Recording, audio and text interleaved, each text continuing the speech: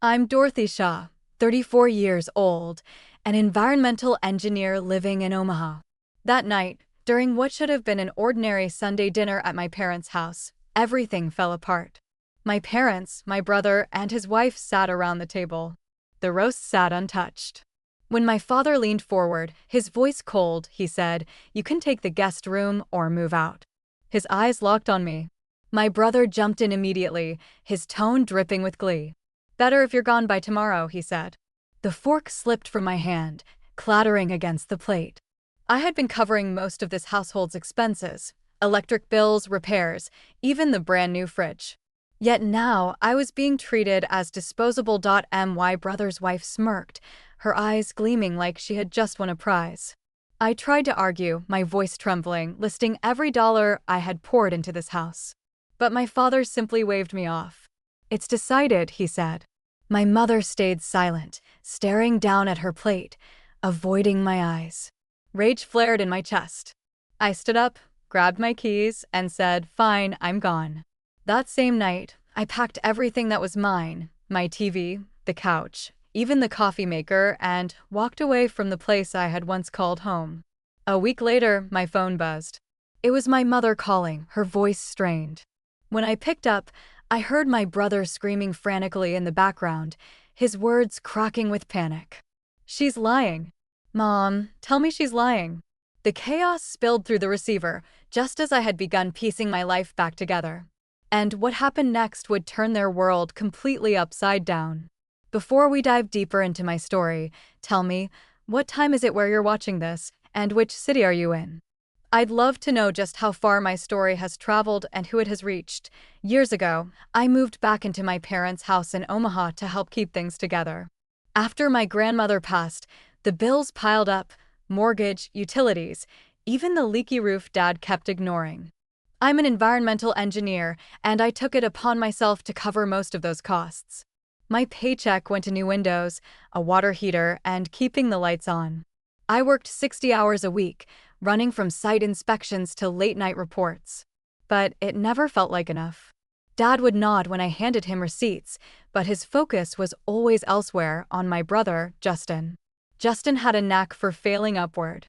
He'd burned through one business idea after another, food trucks, crypto apps, even some sketchy online store that folded in months.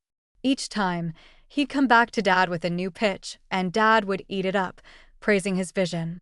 Meanwhile, my contributions were barely acknowledged. Once, I overheard Mom whisper to Dad, "She's just here to help George. Justin's the one with big dreams." It stung, like I was some tenant paying rent instead of their daughter keeping the house afloat. Then Justin met his wife. He brought her to dinner one night, all smiles, introducing her as a real estate agent with a flashy smile and sharper heels. Dad and Mom couldn't stop gushing about her, how polished she was, how she had her act together. I watched her pull up in a sleek black SUV, wearing a watch that screamed money. It didn't add up. Real estate in Omaha wasn't that lucrative, not for someone her age, barely 30. She'd laugh too loud at Dad's jokes, tossing her hair while Justin beamed like he'd hit the jackpot. I tried asking her about her work, clients, properties, the usual, but she deflected, changing the subject to some vague deal she was closing. That I started noticing other things. She'd drop by with shopping bags from stores I couldn't afford, even working overtime. Once, she showed off a new phone, claiming it was a business expense. Justin didn't question it. He just bragged about her hustle. Dad would clap him on the back, saying, "You picked a good one." I'd bite my tongue, but the math wasn't matching. My salary was stretched thin, covering the house, yet she was flaunting cash like it grew on trees. I mentioned it to Mom once, asking if anyone else thought her lifestyle was off. Mom just shrugged, saying, "She's successful, Dorothy. Don't be so skeptical." It wasn't just the money. She had this way of steering conversations, like she was always selling something. She'd talk about flipping houses, dropping terms like equity and leverage that made Dad's eyes light up. Justin hung on her every word, nodding like a puppy. I'd try to chime in, pointing out how I'd just paid off the property taxes, but Dad would cut me off, saying, "Let's hear about her next project." It was like I was invisible unless a bill was due. Once, I caught her glancing at me during dinner, a smirk flickering across her face, like she knew she had them wrapped around her finger. The worst part was how they treated me outside those moments. Justin would borrow my car without asking, claiming he needed it for business meetings. Dad would tell me to pitch in more around the house, even though I was already covering most of it. Mom stayed quiet, busying herself with dishes or her knitting, avoiding my eyes. I started keeping a mental tally of every dollar I spent on that house, hundreds of thousands over the years. I wasn't just helping, I was carrying them. But to them, I was the backup plan, the one who'd always be there, while Justin and his wife were the stars of the show. I'd lie awake at night, staring at the ceiling in my childhood bedroom, wondering why my efforts didn't matter. I'd think about the projects I'd turned down to stay close, the weekends I spent fixing pipes instead of living my life. Something about her glossy confidence, her too perfect answers, kept nagging at me. I couldn't shake the feeling that she was playing a bigger game, one that might cost us more than just my place at the table. That Sunday evening, I walked into the dining room, expecting a quiet meal. The table was set with Mom's old china, the smell of pot roast lingering in the air. I slid into my usual chair, forcing a smile as Dad carved the meat. Mom fussed with the napkins, her hands nervous. Then the front door slammed open. Justin burst in, dragging 2 suitcases, his wife trailing behind with a designer tote slung over her shoulder. "We're moving in," Justin announced, dropping the bags with a thud. His wife flashed a tight smile, her heels clicking on the hardwood as she stood beside him. My stomach twisted. This wasn't a visit. Dad didn't even blink. "Dorothy," he said, not looking up from his plate, "you can take the guest room or move out." His voice was flat, like he was reading a script. I stared at him, my fork frozen midair. "What?" I managed, my throat tight. Justin smirked, leaning back in his chair. "Come on, Dorothy. You don't need all that space. We're starting fresh here," he said. His wife nodded, her eyes scanning the room like she was already redecorating. I felt the heat rising in my chest, years of resentment bubbling up. "Hold on," I said, my voice sharper than I intended. "I've been paying for this house, electricity, repairs, the mortgage. I bought the fridge, the water heater, even the paint on these walls. And now you want me to sleep on a fold-out couch?" I turned to Dad, expecting some acknowledgement, but he just sighed. "It's time for you to step back," he said. "Justin and his wife need the room more. They've got plans." "Plans?" I wanted to scream. Justin's plans never lasted longer than a season, and I was the one keeping this family afloat. Justin leaned forward, his grin widening. "You're not exactly essential here, Dorothy," he said, his tone mocking. "You're just here." His wife stifled a laugh, covering her mouth with a manicured hand. I clenched my fists under the table, my nails digging into my palms. "Not essential?" I shot back. "I've paid hundreds of thousands of dollars to keep this roof over your heads. I've missed promotions to stay here, worked weekends to fix leaks. What have you done, Justin?" My voice cracked, but I didn't care. I was done being invisible. Dad slammed his hand on the table, making the glasses rattle. "Enough," he barked. "This isn't about you. They're family and they're staying. End of discussion." Mom looked down, twisting her napkin, saying nothing. I stared at her, waiting for a word, a glance, anything. But she just sat there, silent as always. My brother's wife leaned against Justin, whispering something that made him chuckle. The room felt smaller, like the walls were closing in. I pushed my chair back, the screech echoing in the silence. "I'm not doing this," I said, standing up. "If I'm not wanted, I'm gone." I stormed upstairs, my heart pounding. I grabbed a duffel bag and started packing, clothes, laptop, a few books. Then I went to the living room and unplugged the flat-screen TV I'd bought last year. I dragged the sofa cushions I'd paid for to the front door. Justin followed, laughing. "You're taking the couch?" "Really?" he said. I ignored him, hauling my things to the car. Dad stood in the doorway, arms crossed. "You're making a scene," he said. I didn't answer.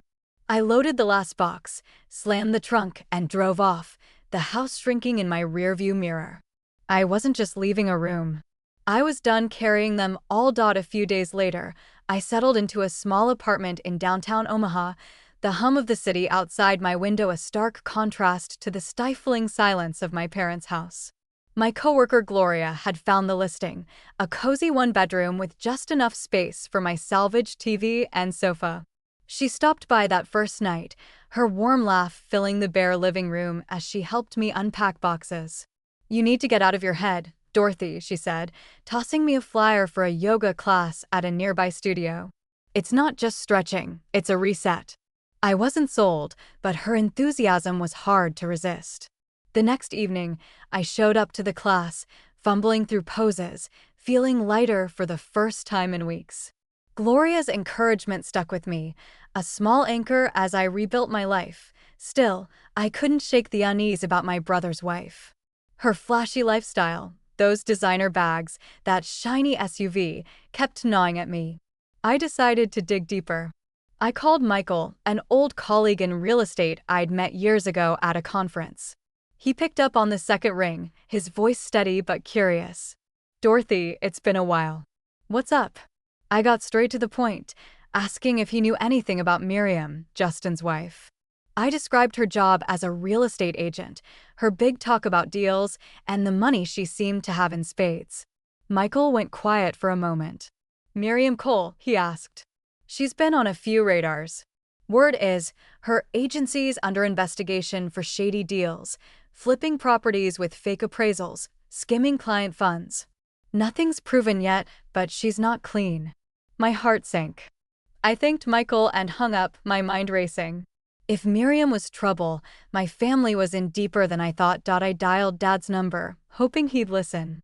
"Dad, you need to hear this," I started, explaining what Michael had told me about Miriam's firm. His response was a curt grunt.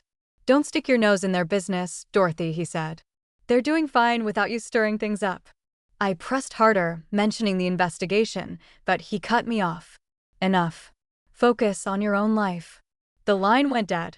I stared at my phone, frustration boiling. Dad's blind trust in Justin and his wife was maddening, but I wasn't surprised. He had always chosen Justin's side, no matter the cost. Mom was next. I called her, hoping for a crack in her usual silence. "Mom, please, just listen," I said, laying out the red flags about Miriam. She sighed, her voice soft but firm. "Dorothy, let it go. They're happy. Don't ruin it." I wanted to scream. How could they be so blind? But I knew arguing was pointless. Mom never challenged Dad or Justin. I hung up, feeling more alone than ever, but determined to find answers. I started reaching out to old contacts. A former client from my engineering firm had worked in real estate law, so I sent her an email, asking if she'd heard of Miriam's agency. She replied quickly, confirming Michael's story. The firm was tied to several complaints about fraudulent mortgages. Another contact, a surveyor I'd collaborated with, mentioned overhearing gossip at a local title company about Miriam pushing questionable deals. Each piece of information tightened the knot in my stomach. I wasn't just suspicious anymore. I was certain she was hiding something big. I kept my findings to myself, building a mental file of everything I'd learned. I checked public records online, finding a few properties listed under Miriam's name, all sold at inflated prices to buyers who later filed disputes. It wasn't proof, but it was enough to keep me digging. I texted Michael again, asking him to let me know if he heard anything new. He promised to keep an ear out. Meanwhile, I threw myself into my new routine: work, yoga, dinners with Gloria. The city felt like a fresh start, but the weight of my family's dismissal lingered. I couldn't help wondering how far Miriam's schemes reached and whether Justin was in on it or just another pawn. 2 weeks later, I ran into Hazel, an old family friend, at a local cafe. She was sipping coffee at a corner table, her graying hair pulled back in a neat bun. "Dorothy, it's been ages," she said, waving me over. We caught up briefly, but when I mentioned Justin's wife, Hazel's smile faded. "Miriam Cole?" she asked, her voice low. I knew her years ago. She worked for a real estate firm in Lincoln, shady outfit, always cutting corners. They got sued for forging client signatures and inflating property values to pocket the difference. Miriam was in deep, though she dodged the fallout. My pulse quickened. This wasn't just gossip, it was a piece of the puzzle I'd been chasing. I drove straight to my parents' house, my hands gripping the steering wheel. Justin was in the driveway unloading groceries, looking smug as ever. I didn't waste time. "We need to talk," I said, pulling out my phone to show him the email from Michael, my real estate colleague, detailing Miriam's agency's investigation. "She's not who you think, Justin. Her firm's been fleecing people for years. Fake appraisals, stolen funds. Hazel just told me she was part of a scam in Lincoln." Justin's face darkened.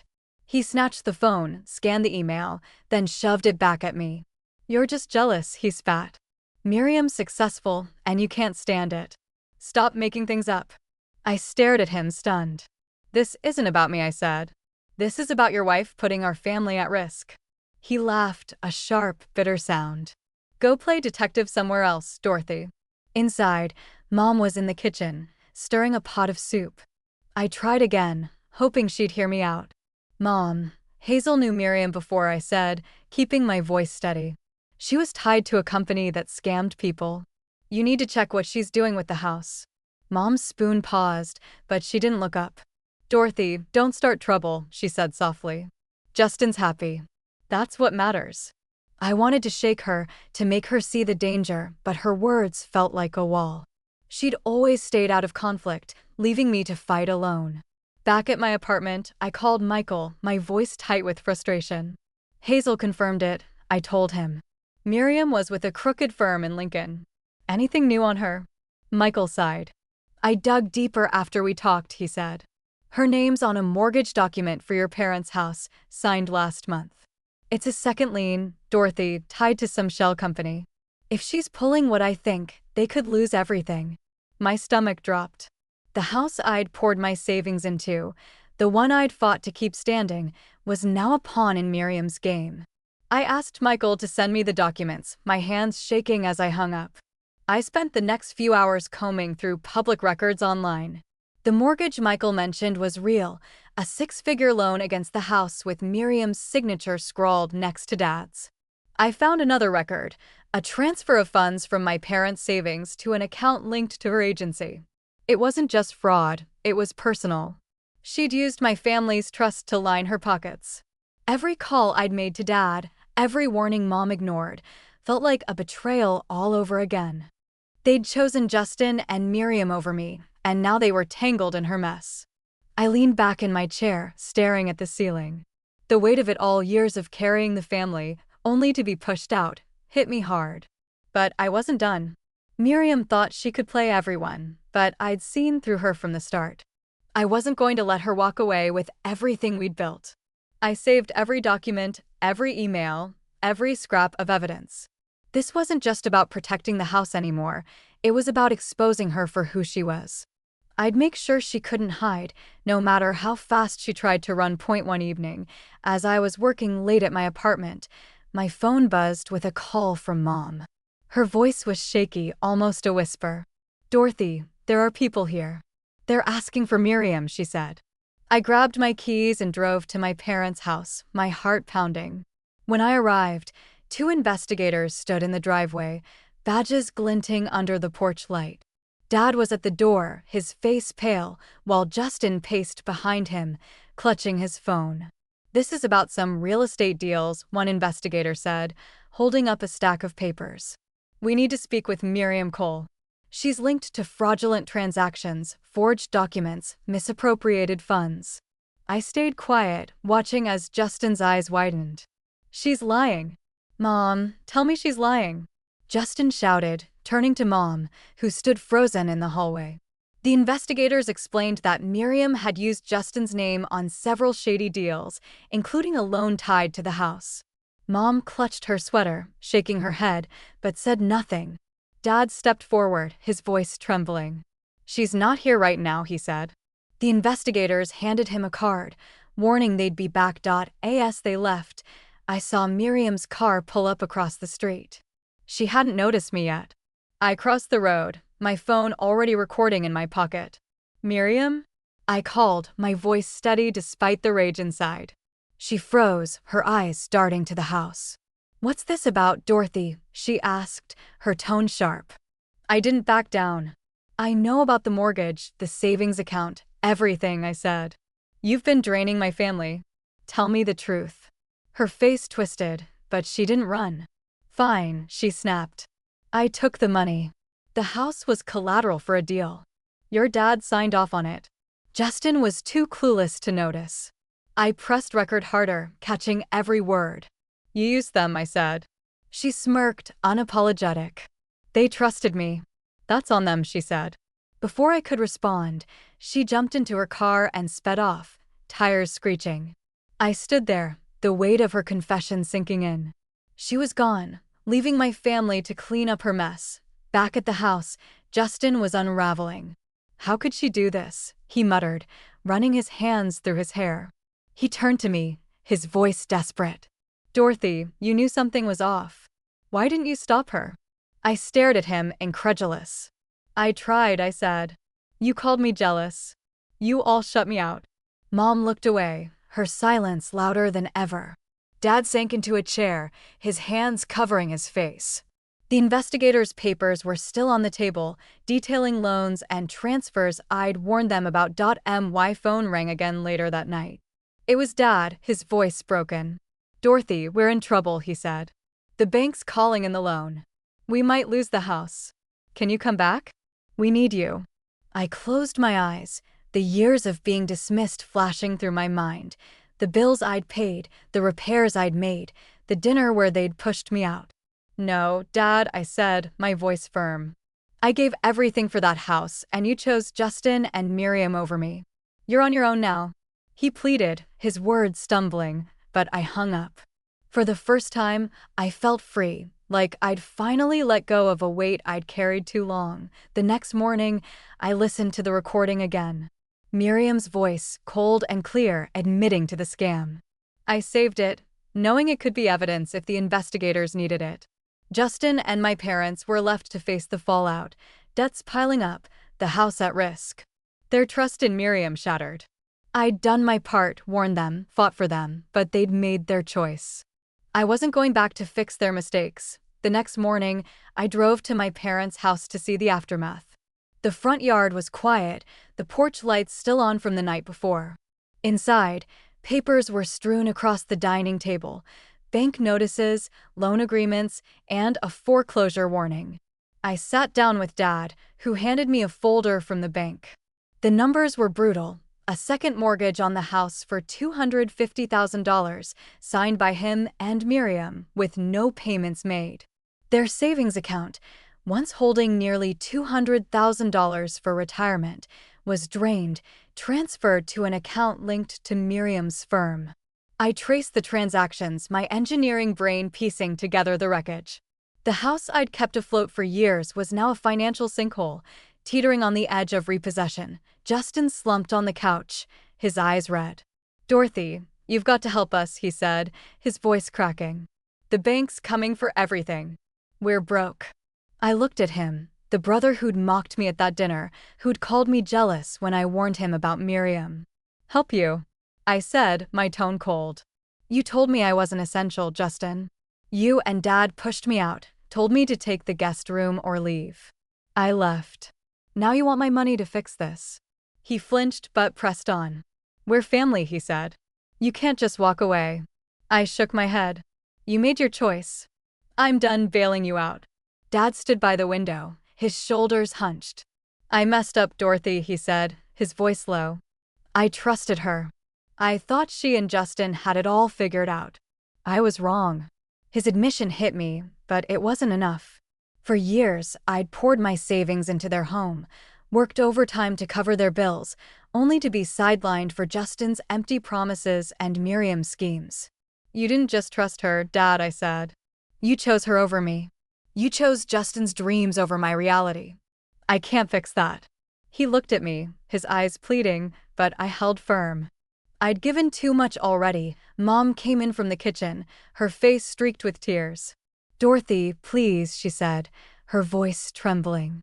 "We're going to lose everything. The house, our savings, it's all gone." She reached for my hand, but I pulled back. Her silence during that dinner, her refusal to hear my warnings, stung as much as Dad's dismissal. "You didn't listen, Mom," I said. "I tried to tell you about Miriam, but you told me to let it go. Now you're asking me to save you." She sobbed, covering her face, but her tears couldn't undo the years of being overlooked. I felt a pang of guilt, but it wasn't enough to change my mind. I wasn't their safety net anymore. I walked through the house, seeing the traces of my contributions, the new windows I'd paid for, the fridge I'd replaced, the walls I'd painted. It was all at risk now, tied up in Miriam's fraud. The bank notices warned of foreclosure within weeks if the loan wasn't addressed. Justin had no job, no plan, just excuses. Dad's pension wouldn't cover the debt, and Mom's part-time work at a local shop was barely enough for groceries. They were staring down bankruptcy.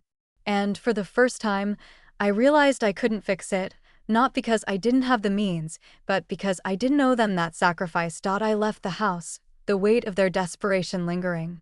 Back at my apartment, I stared at the recording of Miriam's confession, the one piece of leverage I still had. I'd send it to the investigators, hoping it would help their case, but it wouldn't bring back the money or the house. My family was fractured, not just by Miriam's betrayal, but by years of taking me for granted. I'd built a new life in Omaha with my own space, my own choices. I wasn't going back to being the one who carried them all. 6 months later, I sat in my new apartment with Gloria, sunlight streaming through the window as we shared a bottle of wine. My desk was cluttered with blueprints from a new project at work, a bridge design that had earned me a promotion to lead engineer. The raise came with it, enough to furnish my place with a new coffee table and a bookshelf I'd always wanted. Gloria, now my closest friend, raised her glass. "To you, Dorothy," she said, her smile wide. "You're killing it." I laughed, feeling a lightness I hadn't known in years. My life was my own now, yoga classes twice a week, dinners with Gloria, and a career that was finally mine to shape. I was happy, not because everything was perfect, but because I'd chosen myself. I'd heard through a mutual friend that my family had lost the house. The bank foreclosed after they missed too many payments, and they'd moved to a cramped rental apartment in the suburbs of Omaha. Justin was working part-time at a hardware store, barely scraping by after Miriam's betrayal. His confidence was gone, replaced by late-night calls to friends, begging for loans. Dad and Mom were picking up odd jobs, Dad driving for a delivery service, Mom cleaning houses.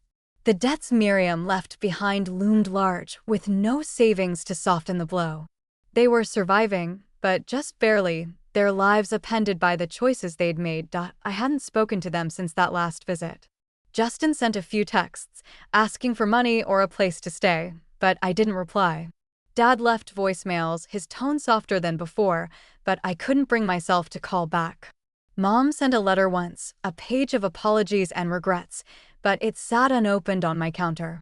I'd spent years carrying their burdens, only to be pushed aside when I needed them most. Cutting them off wasn't easy, but it was necessary. I'd learned to value my self-respect over their expectations, to set boundaries that protected my peace. Looking back, I saw the lesson clearly. Family isn't just blood. It's the people who see you, who value you, who stand by you. Gloria had become that for me, a friend who showed up without asking for anything in return. My family had chosen Miriam's lies over my warnings, and I'd paid the price for their blindness. But in walking away, I'd found something stronger, my own worth. Setting boundaries wasn't about shutting people out, it was about guarding what mattered most, my heart, my time, my life. I want to thank you for following my story, for sticking with me through this mess of betrayal and redemption. It's not easy to draw lines with the people you love, but sometimes it's the only way to save yourself. Have you ever had to set boundaries with your family? What did you learn from it? Share your thoughts in the comments. I'd love to hear your stories. Let's talk about what it means to stand up for ourselves, even when it hurts.